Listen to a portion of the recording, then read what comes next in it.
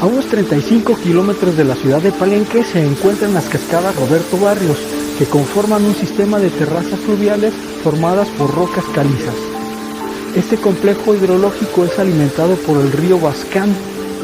Las Cascadas Roberto Barrios representan un enclave de conservación con menor alteración humana en comparación con otros destinos regionales. La interacción entre el flujo del agua y el lecho rocoso ha derivado en la formación de pozas escalonadas y estructuras erosivas que permiten una observación directa de la dinámica fluvial y la biodiversidad del ecosistema selvático, consolidándose como un sitio singular y muy relevante por su belleza para el ecoturismo.